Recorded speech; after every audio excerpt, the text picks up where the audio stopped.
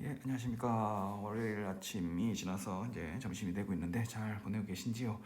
예, 오늘 한국전력 폭락하는 거 보면서 그때 한번 얘기했던 거 매도 타이밍에 대해서 한번 얘기를 해보려고 합니다. 자, 한국전력은 제가 이건 본전했고 여기서 사서 엄청 물려 있었죠. 엄청 물렸다가 반등해서 이날 급등할 때 이날 24,150원에 팔았는데 이쯤이 아마 본전인가 약 익절인가 뭐 좀 됐을 겁니다. 근데 이제 대체적으로 보통 이제 팔 때 난 아직 손해니까 못 팔아 이러면서 가는 경우가 있는데 문제는 뭐냐면은 이 급등을 할 때 항상 급등을 하거나 내가 팔아야 되겠다 싶을 때 뭐를 확인을 해야 되느냐 하면은 제가 같은 경우에는 125봉으로 봐도 괜찮을 것 같고 125봉 좀 그렇구나. 저는 하여튼 요때 팔았는데 그때 바로 이렇게 떨어졌다가 반등, 뭐 원자력 그 때문에 잠시 반등했다가 오늘은 뭐 그 전기 사용료 요금 개편한 그 연기됐다는 소식에 폭락을 하고 있는데, 자, 이게 뭐 소재 때문에 재료 때문에 폭락한 거긴 하지만 그래도 재료를 이용했긴 했지만 문제는 뭐냐면 매물대가 여기 엄청 많았습니다. 24,000원대.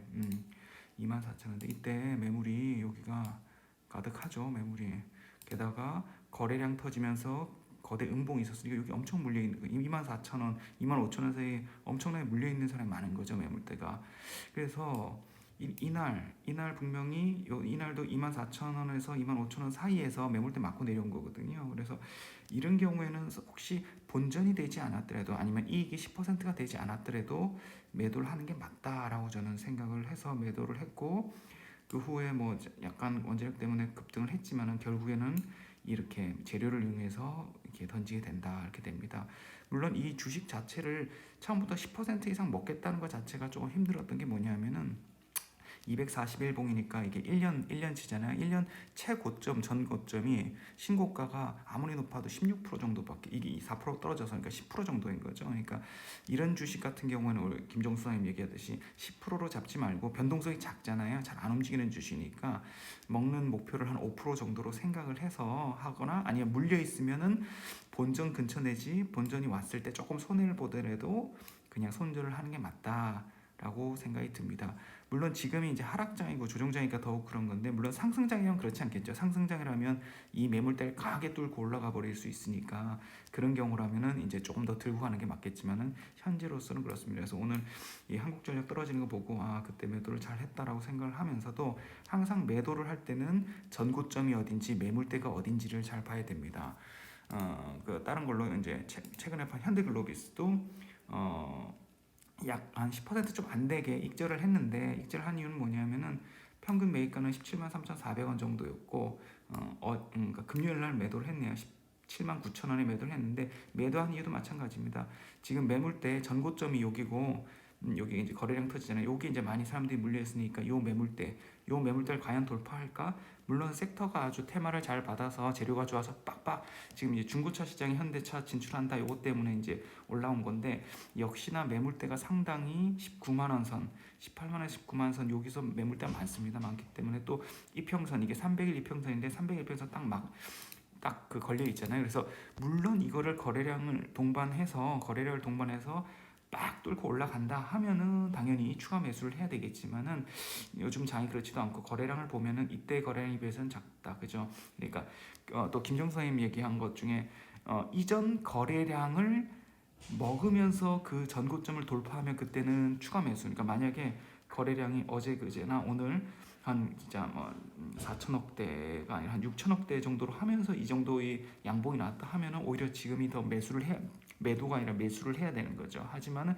거래 대금 자체가 엄청 차이가 나면서 전고점에 도달했을 때, 이때는 좀 매도 관점으로 보는 게 맞지 않겠나 싶습니다. 그래서 매도를 했고, 그 다음에 일진전기 같은 경우에는 이것도 1년봉 보면은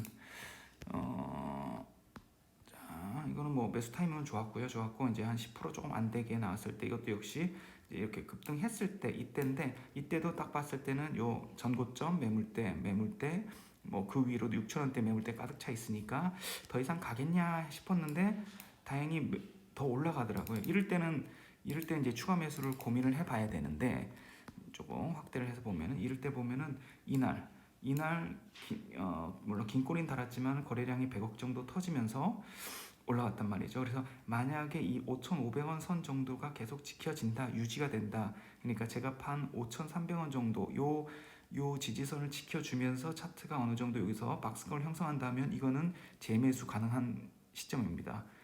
세력이 오히려 더 들어왔다, 매집을 했다, 아니면 세력이 가격을 올리고 있다라고 생각했기 때문에 하여튼 전고점의 매물을 막고 내려오면은 당연히 빨리 도망쳐야 되는 거지만 전고점을 막고 내려오지 않거나 버텨주거나 아니면은 이전 거래량보다 큰 아니면 비슷한 거래량으로 고기에서 유지가 되거나 뚫면은 오히려 추가 매수를 해야 될 그런 타이밍이 아닌가 싶습니다. 그래서 요거는 지금 매도를 했지만은 차익 실현을 했지만은 다시 좀 지켜보고 있습니다. 그래서 다시 들어가야 되지 않겠나 이렇게 생각을 합니다.